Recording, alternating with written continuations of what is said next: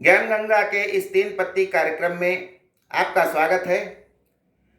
आज मैं सबसे पहली बात जो आपसे साझा करना चाहता हूँ कि भगवान श्री राम को मर्यादा पुरुषोत्तम क्यों कहा गया है। इसके संबंध में मैं बताना चाहूँगा कि भगवान राम इक्ष्वाकु वंश या रघुवंश में पैदा हुए हैं। वे सूर्यवंशी थे, अयोध्या के राजा थे और उन्होंने मर्यादाओं का कदम कदम पर रक्षण किया है। कभी भी किसी को उन्होंने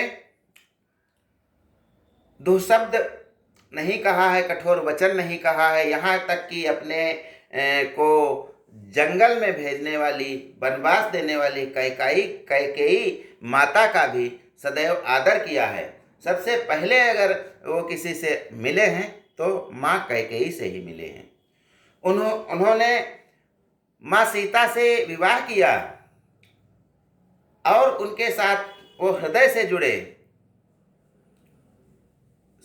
कई मुसीबतें आई, चाहे वन से सीता जी का हरण हुआ हो, चाहे लंका विजय के बाद जब वापस आए हैं तो सीता जी का त्याग करना पड़ा हो, उन्होंने अपनी मर्यादाओं की रक्षा की और कभी भी दूसरा विवाह करने की बात मन में ही नहीं लाई।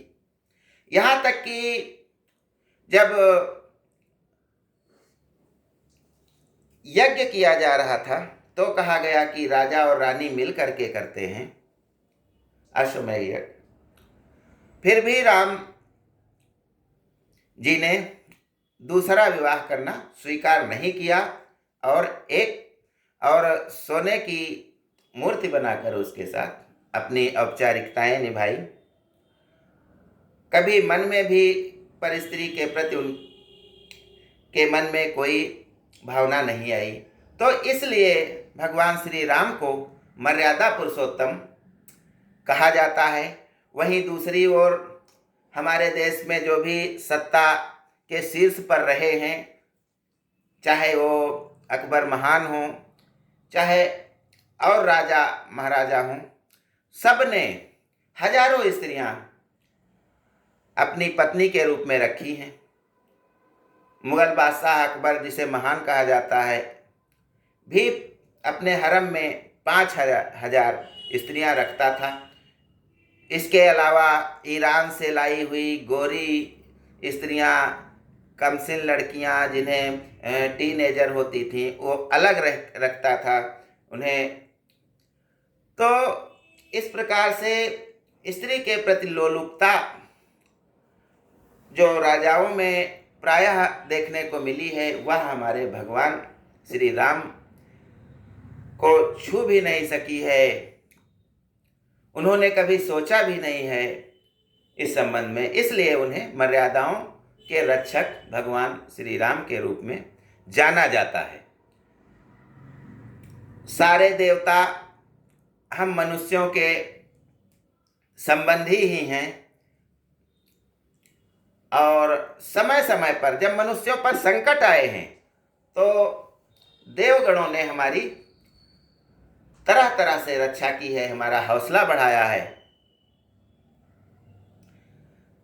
यहाँ पर मैं चंद पंक्तियाँ डॉक्टर सुनील जोगी की कहना चाहता हूँ।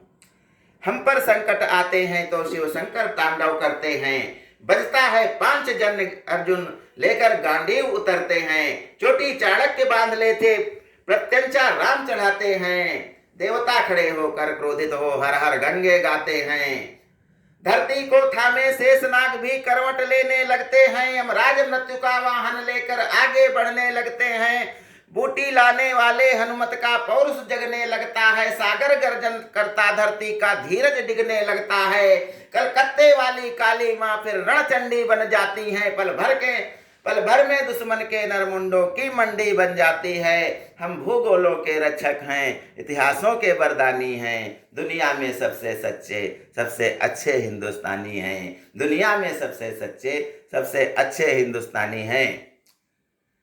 अगली बात मैं आपसे बताना चाहता हूँ कि जो बिल्ली मर जाती है हमसे किसी रूप में, तो कुछ हमें ज़्यादा ही मतलब डराया जाता है, बिल्ली नहीं मारना चाहिए, तो ऐसा क्यों है? तो इसका कारण है कि पहले मिस्र में जो केवल राजा महाराजा या बहुत रईस व्यक्ति ही बिल्ली पाल सकते थे, और उनकी बिल्लियां जब किसी साधारण मनुष्य के हाथ मर जाती थी तो वो जिससे बिल्ली मरी है उसको उठा करके फांसी दे देते थे। और कालांतर में जब यही प्रथा धीरे धीरे और आगे बढ़ी तो लोगों ने कहा कि फांसी हमें मत दो, हमसे जुर्माना ले लो। तो जुर्माना के रूप में वो उनसे उस बिल्ली के बराबर सोना लेने लगे, या जिस आय वर्ग का आदमी है, व्यक्ति है, उससे दंड लेने लगे। तो और ये मानसिकता बना दी कि बिल्ली अगर मर गई है तो ये बहुत बड़ा पाप है और इसके बराबर सोना या जो भी आपके पास है अभीष्ट वो देना पड़ेगा। इसलिए ये भारत में भी धीरे धीरे ये कुप्रथा पनप गई और अन्य जानवरों की अपेक्षा बिल्ली को एक विशेष प्रकार का दर्जा दिया गया।